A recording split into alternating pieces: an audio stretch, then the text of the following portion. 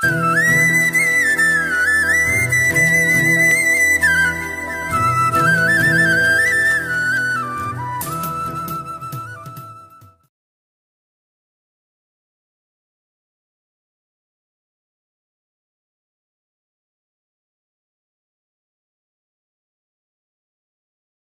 సిలువను గురించిన వార్త నశించిపోతున్న వారికి అది వెర్రితనము కానీ, రక్షించబడుతున్నటువంటి మనకు అంటే క్రీస్తును నమ్మి ఆయన రక్షణ పొంది ఆయన రక్తముతో కడగబడినటువంటి మనకి దేవుని శక్తి. హల్లెలూయా, హల్లెలూయా.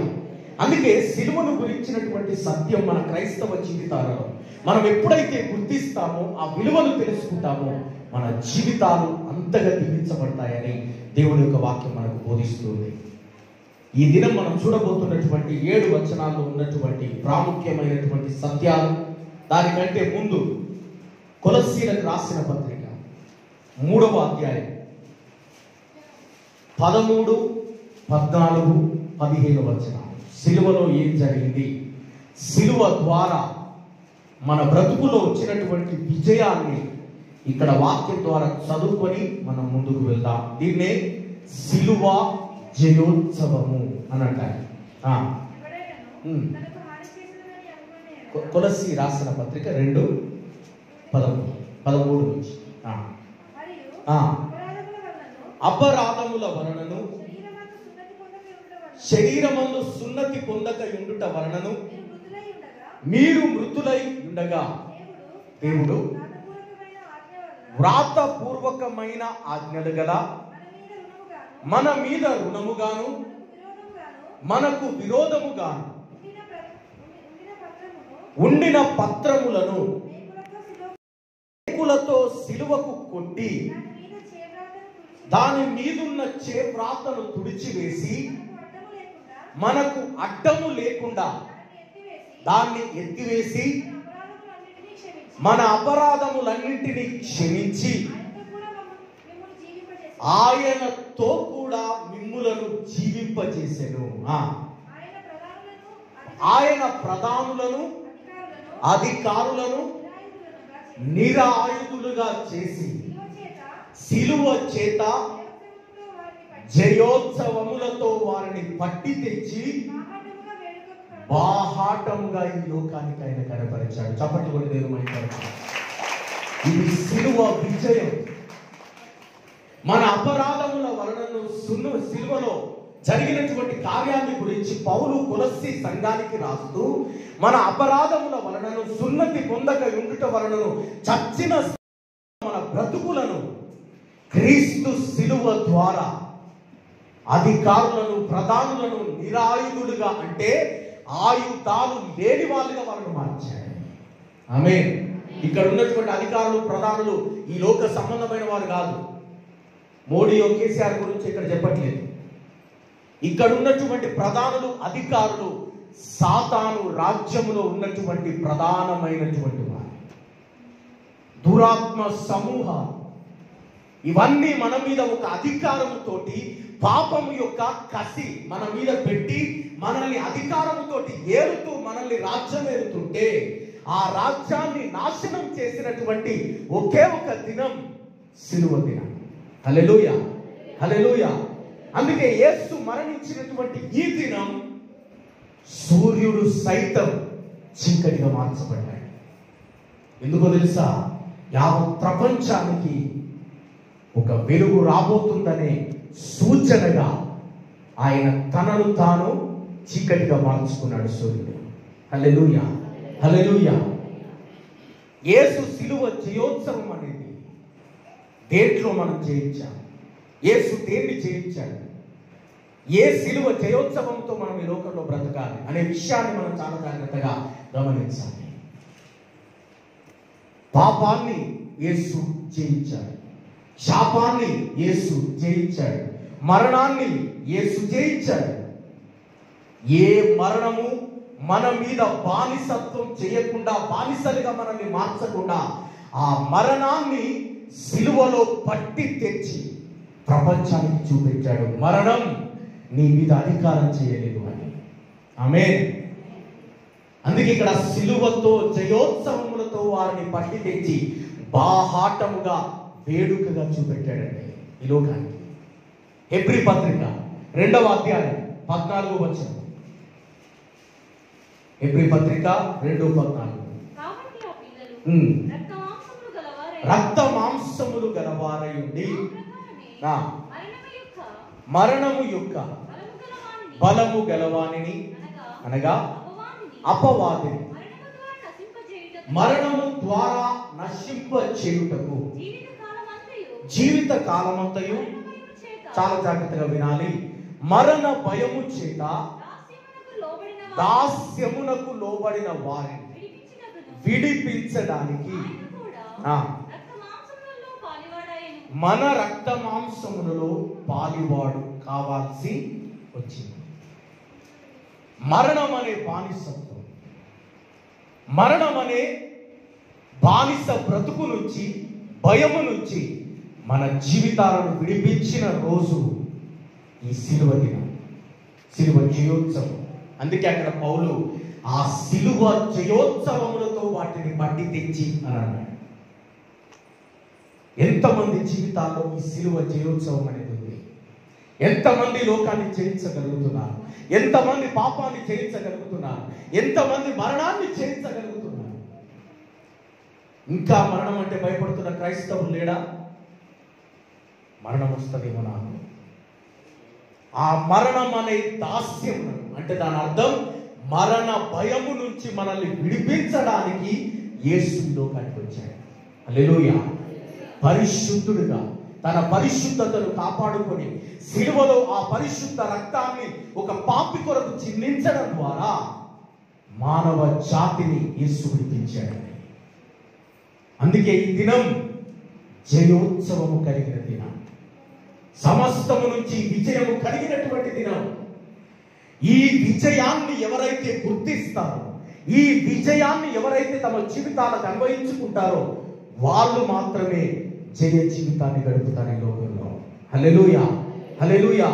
అందుకే యేసుక్రీస్తు తిరిగి మరణించి ఆయన వెళ్ళిపోయిన తర్వాత తిరిగి 100వ సంవత్సరంలో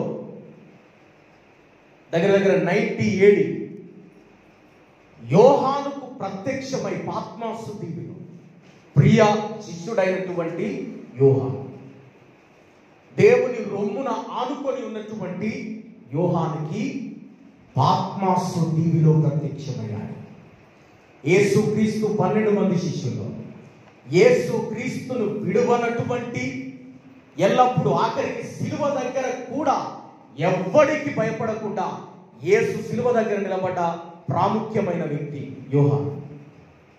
ఈ యోహానుకు పాత్మాసు దీవిలో ప్రత్యక్షమైనాడు.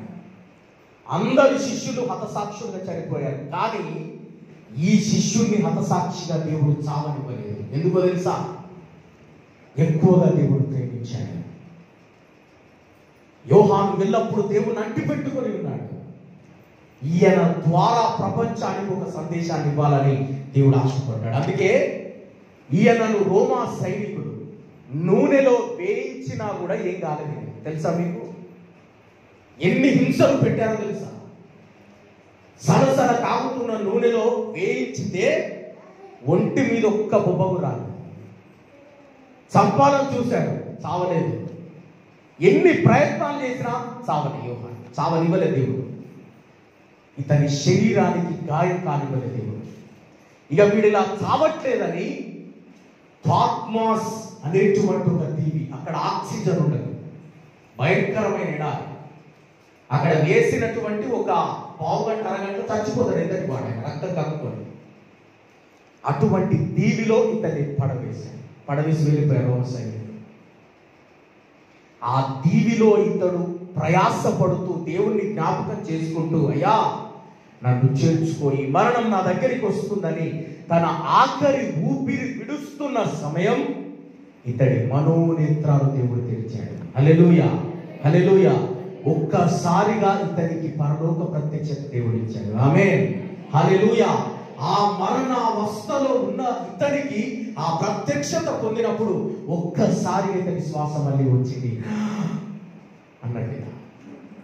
నూతన జీవం, నూతన వెలుగు అతని జీవితంలోనికి వచ్చి ప్రకటన గ్రంథ ప్రత్యక్షతలు దేవుడు కనిపించాడు. ఆమేన్. ఆ ప్రత్యక్షతలో యేసుక్రీస్తు 1వ అధ్యాయం, 2వ అధ్యాయం, 3వ అధ్యాయం ప్రకటన గ్రంథాల్లో 7 సంఘాలను గురించినటువంటి వర్తమానాన్ని ఆయన ఇచ్చాడు. 7 సంఘాలకు నువ్వు రాయి. ప్రకటన గ్రంథంలో 21 అధ్యాయాలు.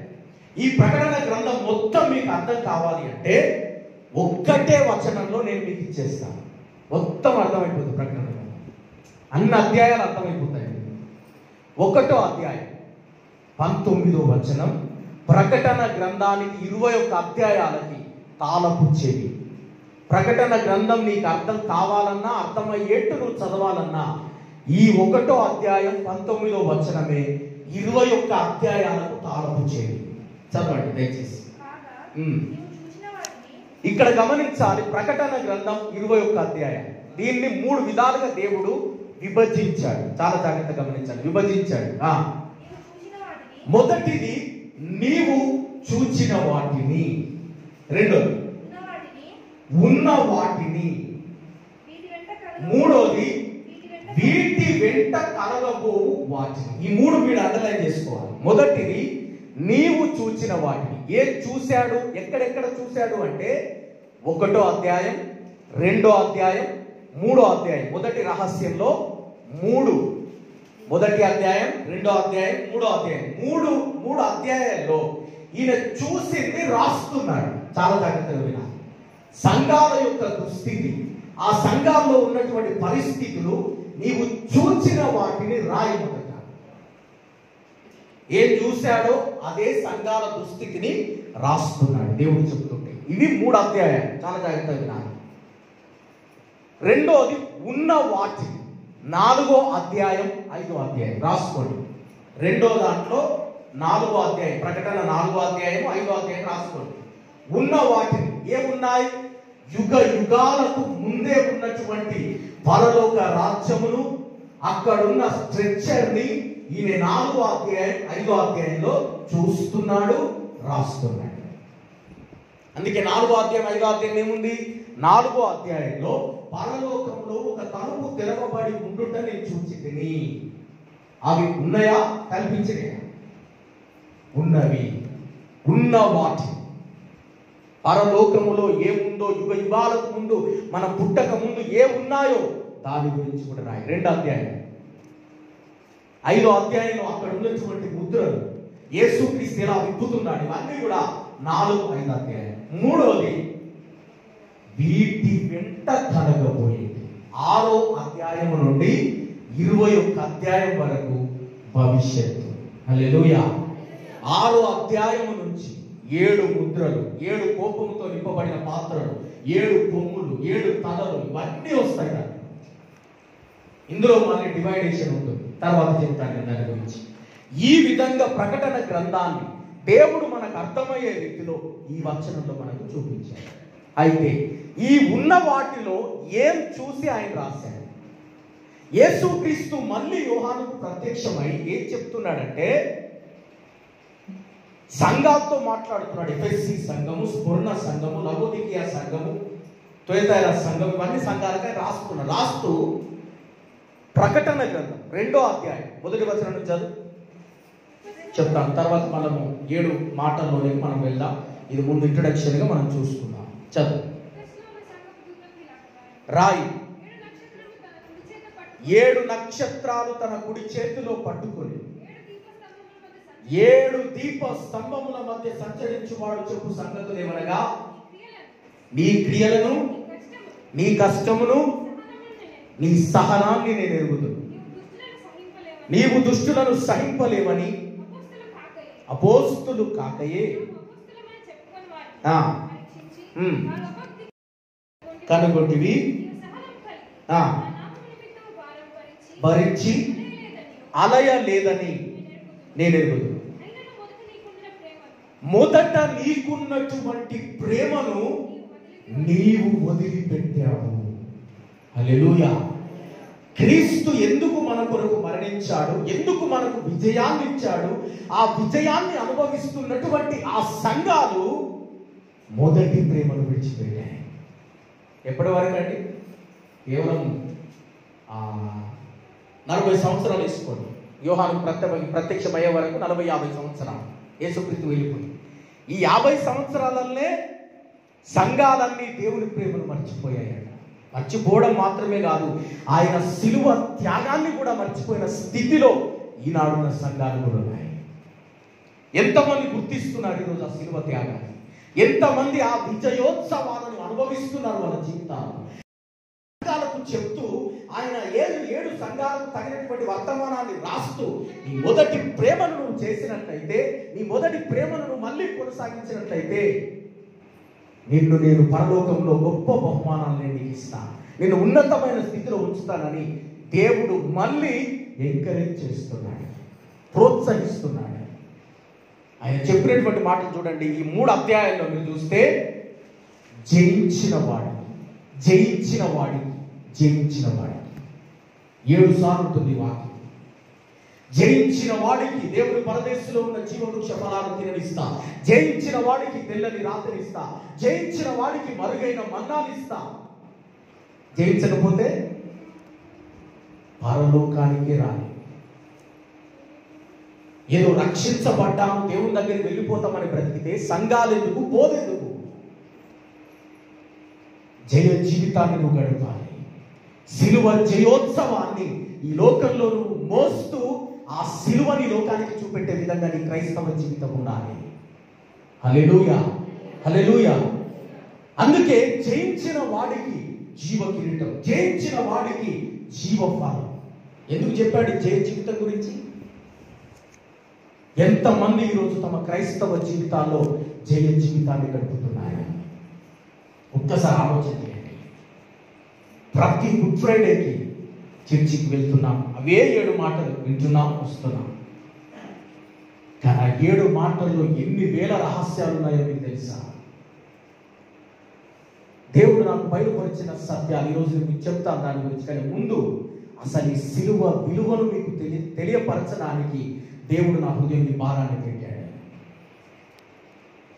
సిలువ అంటే ఏదో మెడలో వేసుకొని తిరిగేదో, లేక క్రైస్తవులు అని చూపించుకోవడానికి సిలువ కాదు. సిలువ నీ విలువను మారుస్తుంది అని దేవుడు చెప్పాడు. హల్లెలూయా, హల్లెలూయా. సిలువ నీ పాపపు బ్రతుకును నూతన పరుస్తుంది. సిలువ నీ శాపగ్రస్తమైన జీవితాన్ని తిరిగి మళ్ళీ నూతన పరిచి ఆయనలో కట్టగలదు అని వాక్యం సెలవిస్తుంది.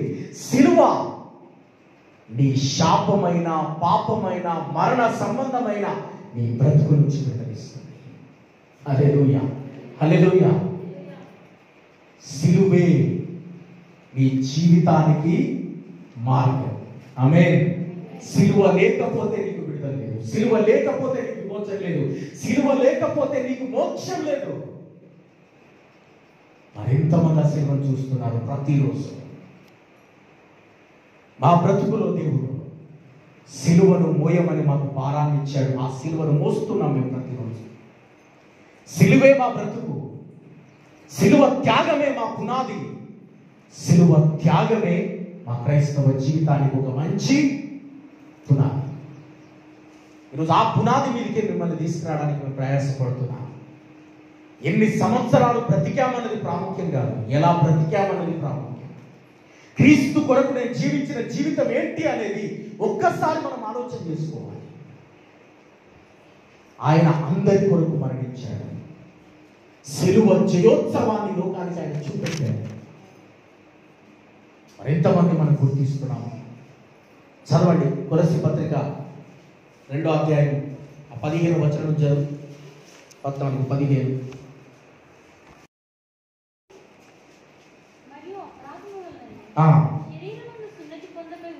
శరీరమందు సున్నతి పొందకై ఉండుట వలనను మీరు చచ్చిన వారై ఉండగా దేవుడు వ్రాత రూపకమైన ఆజ్ఞలు గల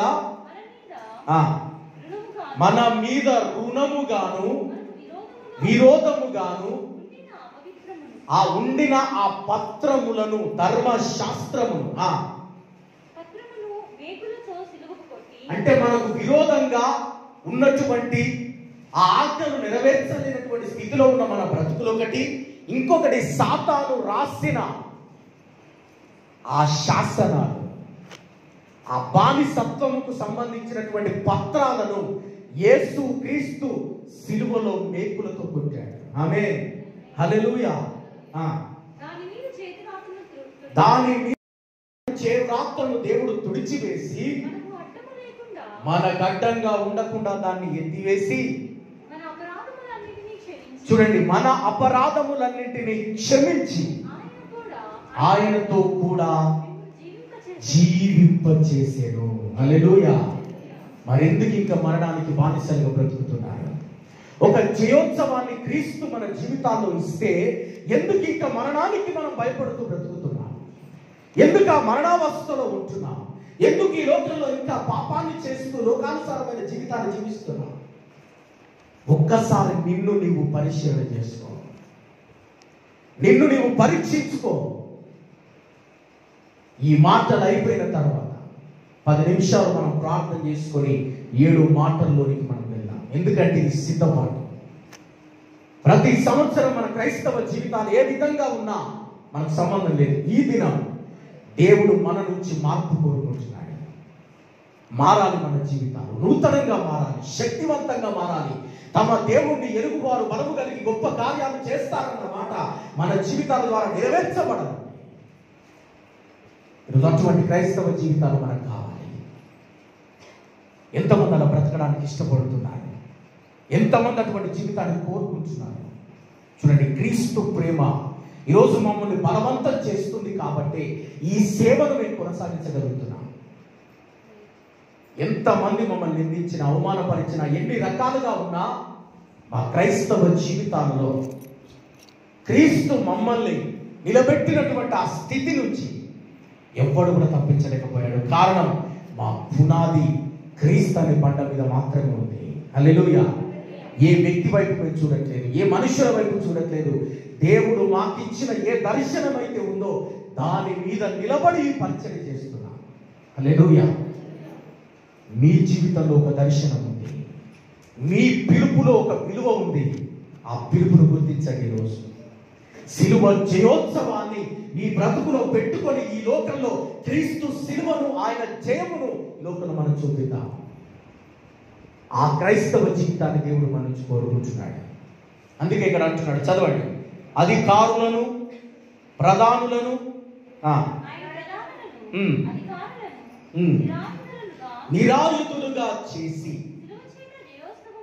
సిలువతో జయోత్సవములతో వారిని పట్టి తెచ్చి బాహాటముగా వేడుకగా చూపించాడు. హల్లెలూయా.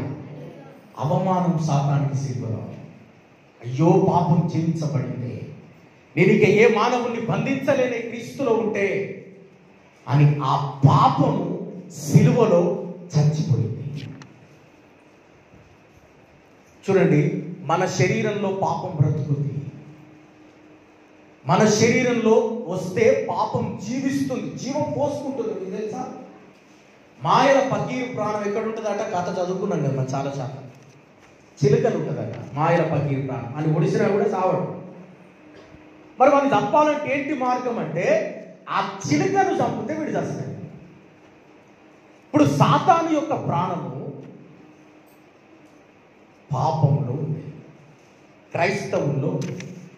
ఆ పాపాన్ని గనక నీలో నువ్వు చంపితే వాడు చచ్చిపోతాడు. హల్లెలూయా. అందుకే యేసుక్రీస్తు సిలువలో ఏం చేశాడంటే సాతాను పట్టుకొచ్చి మన అందరికీ చూపించి చంపలే, వాడు చావలే. ఇంకా సాతాను తల చితికిపోయి ఇప్పుడే చితకొట్టాడు, అది మాట. ఆ చితక కొట్టేది యేసుక్రీస్తు రెండో రాకడలో యుద్ధం జరిగినప్పుడు. తర్వాత వాడి తల చితికిపోవడం అంటే దాని అర్థం ఏదో కిందేసి రోల్ ఎక్కియాడు. వాడి అధికారాన్ని పూర్తిగా, తల అంటే బైబిల్ గ్రంథంలో అధికారాన్ని చూపిస్తుంది. కింగ్డమ్, రాజ్యము.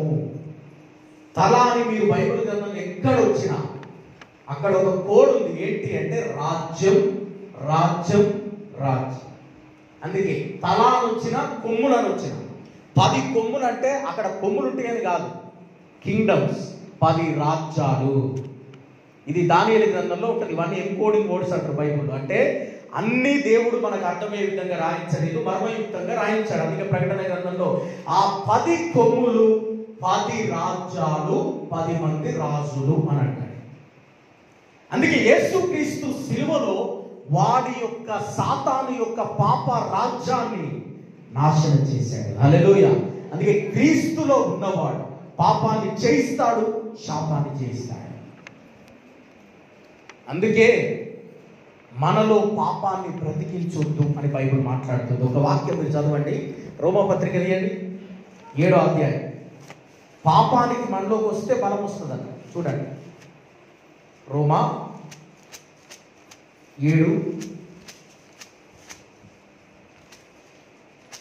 7వ అధ్యాయం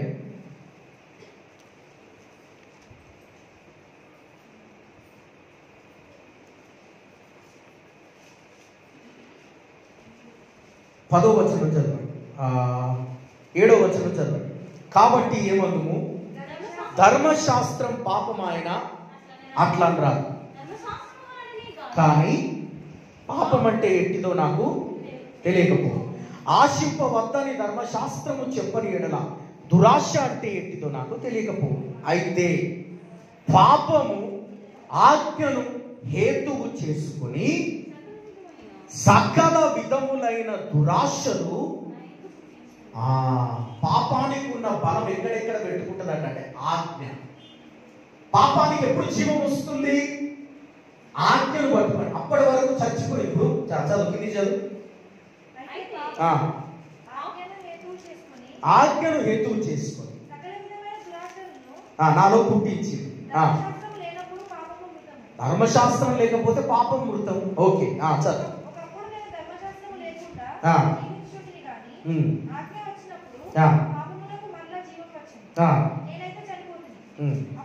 చూడండి, పాపానికి ఎప్పుడు జీవం వచ్చిందంట? ఆజ్ఞ వచ్చినప్పుడు. ఇక్కడ ఇప్పుడు ఇంకొక వచనం చదవండి, అక్కడే ఉండండి ఒకరు. రోమపత్రిక 5:14. రోమ 5:14. ఆదాము చేసిన అతిక్రమమును పోలి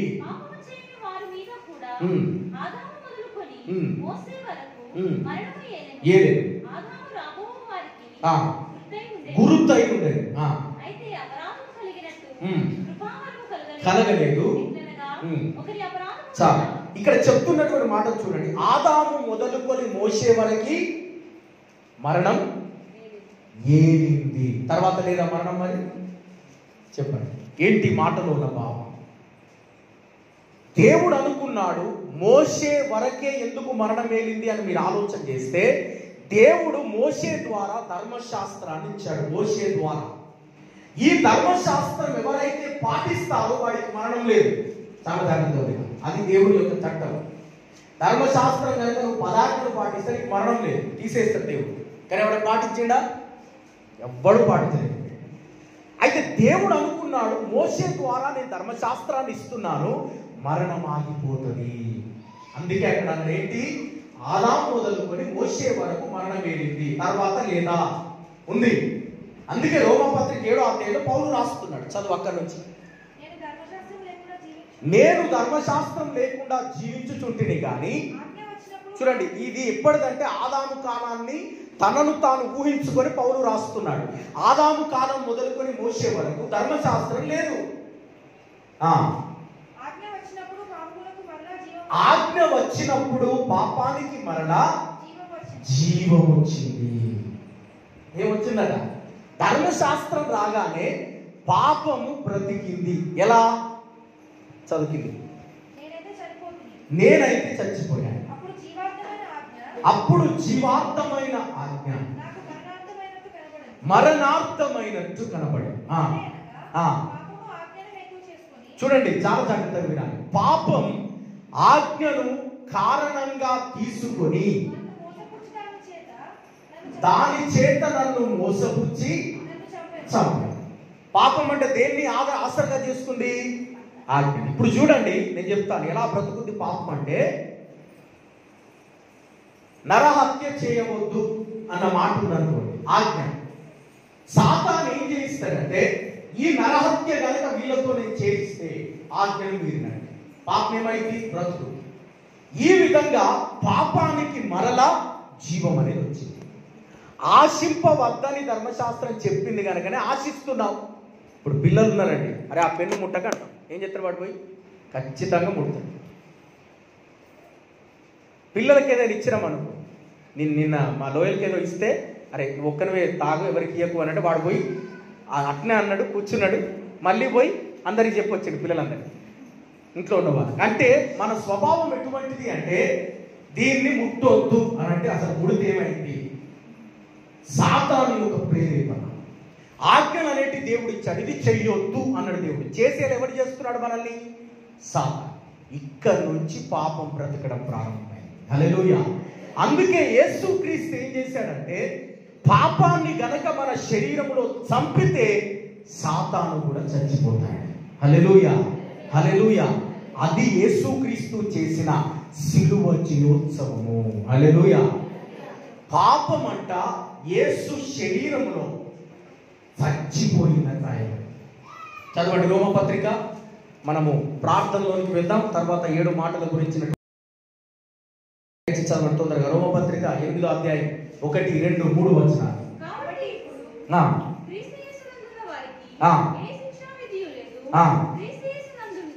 క్రీస్తు యేసునందు జీవమునిచ్చే ఆత్మ యొక్క నియమము పాప మరణ నియమముల నుండి నన్ను విడిపించేది. ధర్మశాస్త్రం దేన్నైతే చేయజాలకపోయిందో దాన్ని యేసు చేశాడు. మన యందు నీతి విధి నెరవేర్చబడవలనని పాప పరిహారము నిమిత్తము తన సొంత కుమారుణ్ణి పాప శరీర ఆకారములో పంపి ఆయన శరీరములో పాపమునకు శిక్షించాడు. ఆమేన్. ఎప్పుడైనా ఆలోచన చేసిరా? యేసుక్రీస్తు శరీరములో పాపము శిక్షించబడింది. ఎలా చెప్పండి ఎవరైనా? ఇంతవరకు ఎవరు కూడా ఆలోచించలేనటువంటి ఒక రహస్యం. పాపము మనలో అయితే బ్రతుకుద్ది, ఆయనలో ఎందుకు చచ్చిపోయింది? ఆమేన్. అర్థమైందా? ఈ సిలువ జయోత్సవము అంటే పౌలు ఊరికే పలకలేదండి. సిలువలో ఏం జరిగిందో ఆ సత్యం మన బ్రతుకుల్లో ఎప్పుడైతే మనం గుర్తిస్తామో ఒక స్వతంత్రత, ఒక ఉజ్జీవం మనలో వస్తుంది. నేను అది ధ్యానించినప్పుడే నా ఒళ్ళు పులకరిస్తుంది దేవుని అభిషేకంతో. ఇప్పుడు మీకు చెప్తున్నప్పుడు కూడా ఎందుకో తెలుసా? యేసుక్రీస్తు శరీరంలో పాపాన్ని ఎలా శిక్షించగలిగాడు? పాపం అంట నరక యాతన పడింది ఎక్కడో తెలుసా? సిలువలో. ఆమేన్.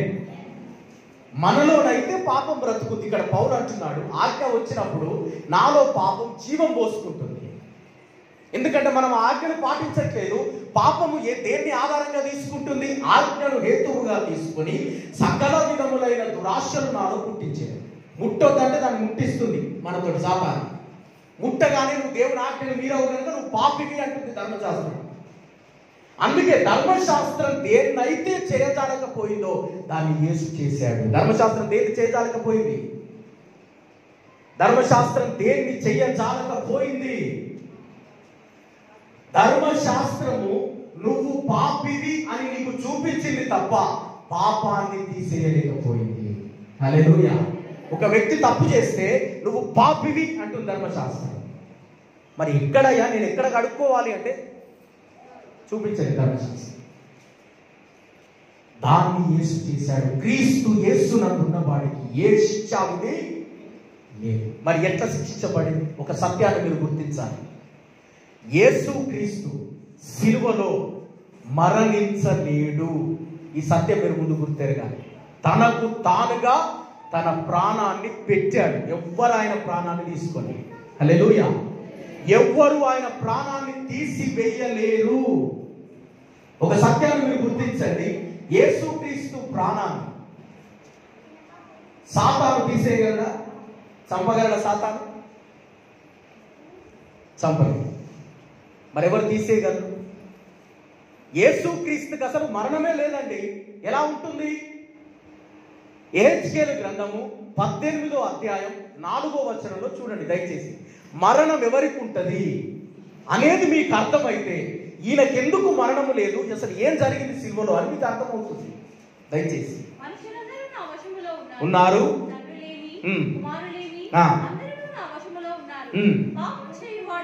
పాపము చేసిన వాడు ఎవడో వాడే మరణమునందాలి. ఆమేన్, హల్లెలూయా. మరి యేసు పాపం చేశాడా? మరి మరణం ఎట్లా వస్తుంది? చాలా మంది యేసుక్రీస్తు సిలువలో చనిపోయాడంటే ఆయన ఏదో వాళ్ళు కొట్టేసి చంపినట్టు చావలే. తనకు తానుగా తన ప్రాణాన్ని పెట్టాడు అని రాయబడింది బైబిల్లో. హల్లెలూయా. ఇంకొక రహస్యం మీకు తెలుసా? యేసుక్రీస్తు సిలువలో చంపబడ్డాడు. ఎవరు చంపారో తెలుసా? తండ్రి అయిన దేవుడు. ఆమేన్. ఎందుకో తెలుసా? ఈ వాక్యం ఎక్కడ ఉంటుందో చూడండి. పేతురు రాసిన పత్రిక 1 పేతురు తీయండి తొందరగా. మనం ఇంకా 7 మాటల్లోనికి వెళ్ళాలి. ఇది కేవలము ఇంట్రడక్షన్ మాత్రమే.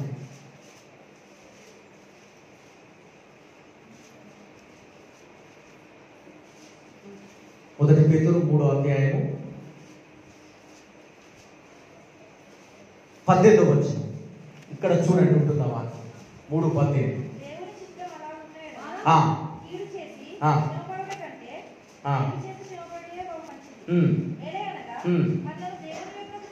తెచ్చుటకు అనీతి మంతుల కొరకు చంపబడి ఆత్మ విషయంలో బ్రతికించబడి శరీరంలో ఏం చేయబడ్డాడు యేసుక్రీస్తు? ఎవరు చంపారు?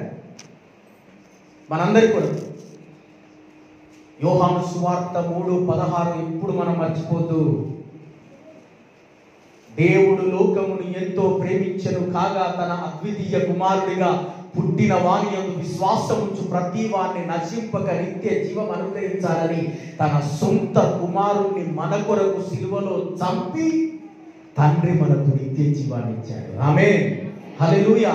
పాత నిబంధనలో అబ్రహాము తన కుమారుణ్ణి బలి ఇచ్చే సన్నివేశం ఉంది కదా, అదే సిచ్యువేషన్ తండ్రి అయిన దేవుడు తన సొంత కుమారుడైన యేసును మన కొరకు బలిగా ఇచ్చాడు. హల్లెలూయా. అందుకే ఈయనకు మరణము లేదు. తీయండి యోహాను సువార్త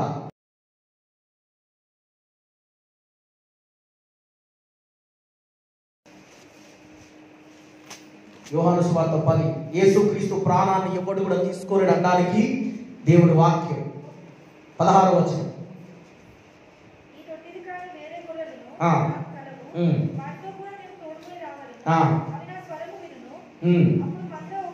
మందొక్కటి అగును. చాలా జాగ్రత్తగా ఈ వచనాన్ని అండర్లైన్ చేసుకోండి. నేను మరల దాన్ని తీసుకొనున్నట్లు నా ప్రాణాన్ని పెట్టుచున్నాను. ఇందువల్లనే నా తండ్రి నన్ను ప్రేమిస్తున్నాడు. ఎవడు నా ప్రాణాన్ని తీసుకోడు, నా అంతట నేనే దాన్ని తీసుకుంటాడు. ఎవరైనా మరి యేసుకు మరణం లేదు, కానీ నీ కొరకు నా కొరకు తన ప్రాణాన్ని తండ్రి చేతులకు అప్పచెప్పాడు. ఆమేన్. ఇదే కొలస్సీ పత్రిక 2వ అధ్యాయం 13, 14, 15 వచనాల్లో ఉన్న రహస్యం సిలువ జయోత్సవం. ఆమేన్, హల్లెలూయా. సిలువతో జయోత్సవములతో వారిని పట్టి తెచ్చి బాహాటంలో కనపరిచాడు. ఇప్పుడు ఆయన శరీరంలో పాపం ఎందుకు మరణిస్తుంది?